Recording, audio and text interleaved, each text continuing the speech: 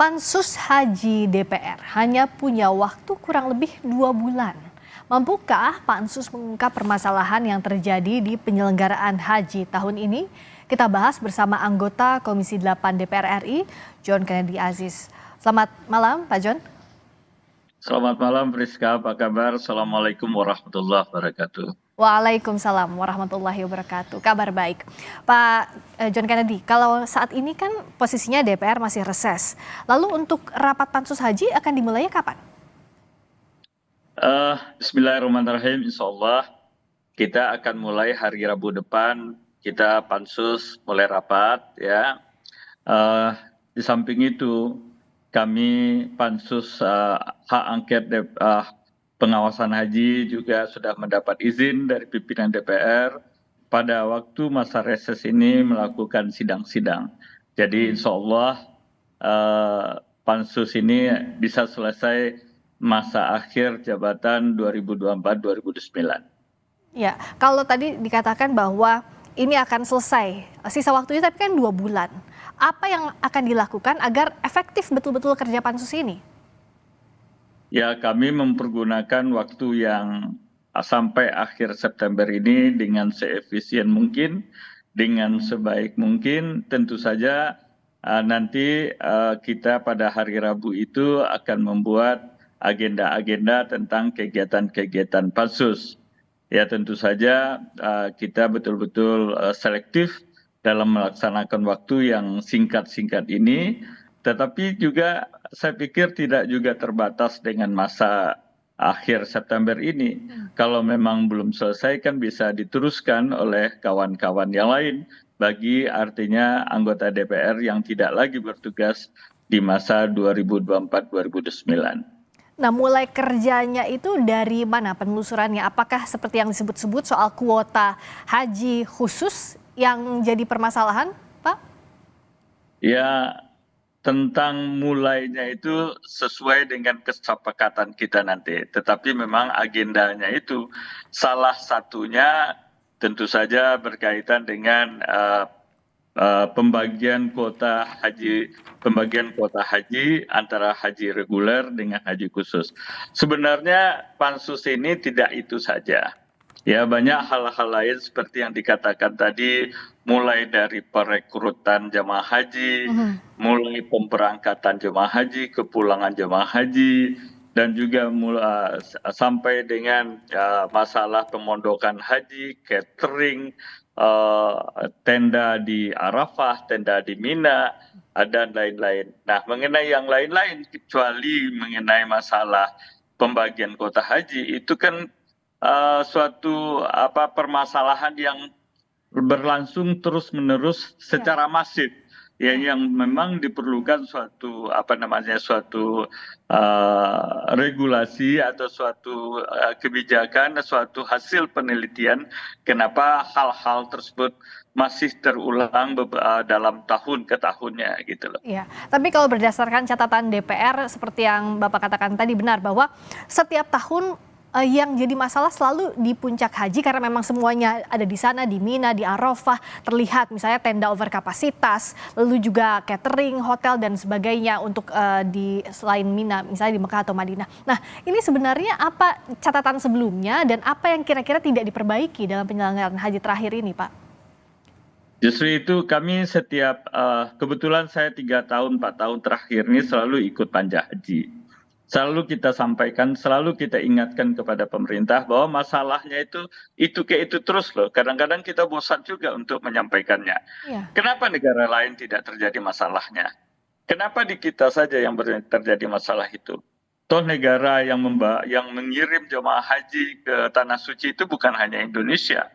Ya, seluruh negara Islam mengirim hal yang sama gitu loh. Kenapa hanya Indonesia saja yang mengirim? Yang apa? Sebab kita juga punya uang, ya. Sebab kita juga biaya haji itu juga kita sangat-sangat negosiasi gitu loh. Dan kalau dilihat, kalau kita bicara apa yang si Priska sampaikan tadi, masalah di Armusna, ya, Arafah, Musdalifah dan Mina, kita membayar masair itu cukup tertinggi loh, 5.100 real. 5.100 real itu adalah harga yang kita berikan untuk kegiatan di Armusna, Arafah, Musdalifah dan Mina itu gitu loh. Jadi cukup tinggi sebenarnya kita. Kita bisa nego yang lebih baik gitu loh. Tetapi inilah yang harus kita evaluasi, yang kita harus koordinasikan apa sih sebenarnya masalahnya gitu loh kan. Iya, Di samping juga masalah-masalah lain. betul. Terutama begini Pak, apa indikasi awalnya?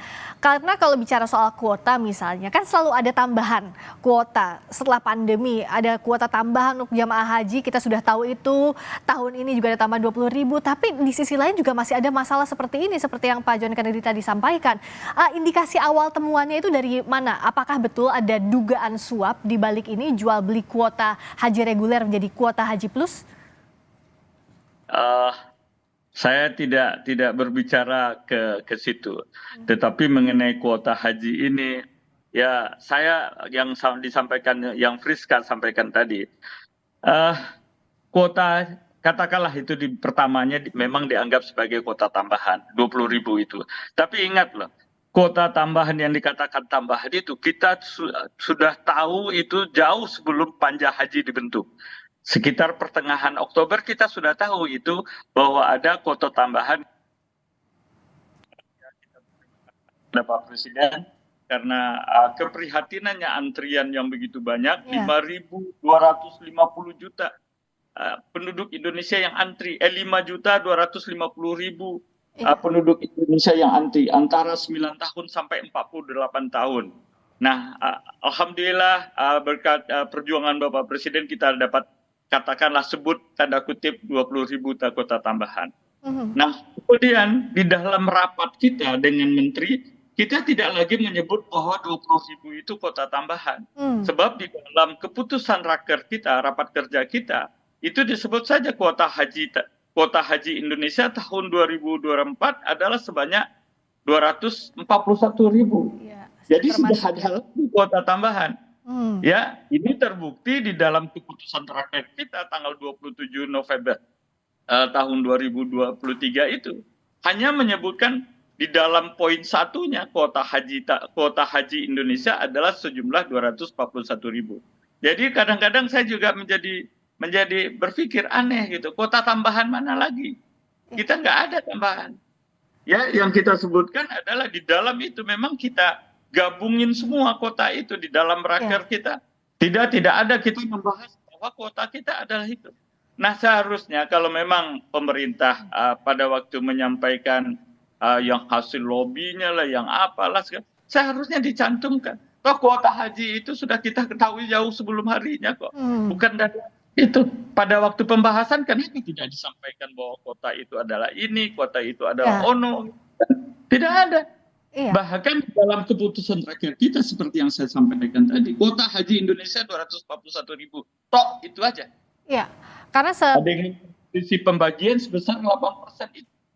Iya, karena Pak John Kennedy artinya kalau tadi kuotanya 241.000 sudah disebut itu memang kuota haji Indonesia, tidak harusnya sudah tidak ada masalah seperti ini lagi ya, karena sesuai dengan kuotanya berapa, jumlahnya berapa, fasilitasnya apa saja, begitu kan Pak? Betul, Friska sangat betul. Ya, makanya ketika kuota itu kemudian setelah diputus oleh raker dan keputusan raker itu sudah dikirim ke presiden sudah mengeluarkan kepresnya, angka-angka struktur pembiayaannya persis sesuai dengan keputusan raker itu. Ya, tidak ada perubahan, tidak ada. Satu rupiah aja tidak ada yang titik komanya yang berubah antara keputusan presiden dengan hasil raker kita. Tidak ada. Jadi kalau seumpamanya itu dikatakan memang ada kata asumsi di situ. Tetapi bukan asumsi, itu keputusan raker kok antara Kemenak dengan panja antara Komisi 8. Ditandatangani semua oleh pimpinan Komisi 8 dan ditandatangani oleh Bapak Menteri. Dan waktu itu 12 Juni, koreksi saya kalau salah, di Jeddah itu di Arab Saudi ada pertemuan antara Panwas di Mekah, ada pertemuan Panwas dengan Menteri Agama. Nah, di situ apa saja yang dibahas? Hasil evaluasinya apa saja dari pertemuan itu? Karena itu masih puncak musim haji kan, Pak John Kennedy? Ya, Ya, saya hadir dalam rapat evaluasi itu, salah satu anggota tim WAS yang hadir pada rapat evaluasi itu. Agendanya adalah itu memang evaluasi evaluasi haji eh, karena memang beberapa hari lagi itu 9 Zulhijjah, apa namanya, jemaah haji akan diberangkatkan ke Arbusna. Nah, tentu dalam hal itu Menteri Agama menyampaikan kepada tim WAS tentang kesiapannya.